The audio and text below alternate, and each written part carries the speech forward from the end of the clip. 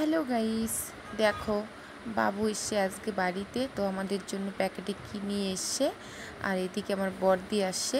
তো বড়দিকে দেখানোর জন্য আমি একটু রাগাচ্ছিলাম প্যাকেটটা দেখিয়ে। তো এই যে দেখো, এখন ও এসে আবার দেখো জিভ দেখাচ্ছে।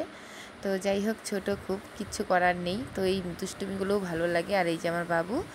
তারপরে তো পরদিন থেকে দেখো, সকাল থেকে আমার কি পরিমাণে জ্বর। তো জ্বরের জন্য ঠিক মতো তাকাতেও পারছি না। তো আমি আবার যাচ্ছি আমার দাদু বাড়ি পাশেই, সেখানে। তো এসে এই যে দেখো, এখানে কিন্তু দেখো বড় মেশিন দিয়ে ভুট্টা ভাঙানো হচ্ছে। তো এই ভুট্টাগুলো ভাঙাচ্ছে আমাদেরই বেয়াই হয়।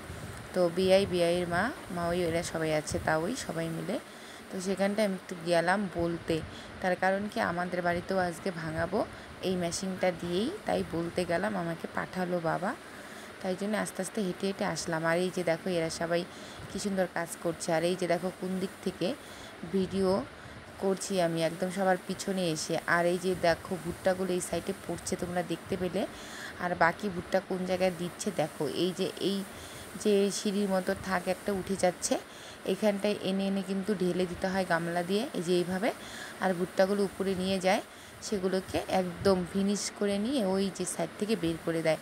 পিছন দিকে দেখো, এই মুড়োগুলো বের করে দেয় ভুট্টার, আর ওই পাশে এই যে ভুট্টাগুলো বের করে দেয়। তো এইভাবে ভরে নিতে হয়। তো তারপরে বলে আমি চলে আসছি বাড়ি। আর আসার পথে দাদুদের বাড়িতে কতগুলো ভুট্টা দিয়েছে রোদ্রে, দেখো হয়তো শুকিয়ে গেছে। আর কী সুন্দর কালার লাগছে দেখতে। তো জানি না আজকে হয়তো হয়েও যেতে পারে, তাই একটু দেখে নিলাম হাত দিয়ে। তারপরে আমি ওখান থেকে চলে আসলাম বাড়ি।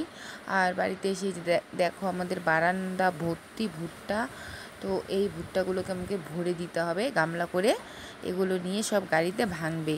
আর এই যে আশপাশ দিয়ে দেখো, গাড়িতে যে সমস্ত ছেলে পেলে থাকে, ওরা কিন্তু ভুট্টাগুলো নিয়ে যায়, আবার এনে এনে ঢেলে রাখে, লোক আছে ওদের সাথে।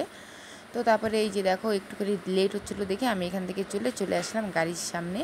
তো এইখানটায় আমার বাবু কিন্তু ভুট্টা ভরছে, এই যে এই সাইড দিয়ে দেখো, একবারে বস্তাতে ভরে নিচ্ছে আর সাইড থেকে গামলা দিচ্ছে। তো একা একা খুবই অসুবিধা হচ্ছিলো, তাই জন্য আমার শরীর ভালো না, কিন্তু তারপরও আবার নেমে গেলাম একটু কাজ করতে।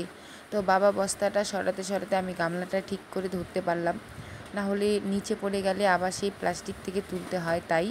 আর এদিক দিয়ে সব এই ভাইগুলো যাওয়া আসা করছিল, যারা আর কি গাড়ির সঙ্গে এসছে তারা। তো বাবা বলছিল এদেরকে এই গামলাগুলো নিয়ে যেতে, কারণ গামলা আর আমাদের ফাঁকা ছিল না যে পরের বার ভরবো।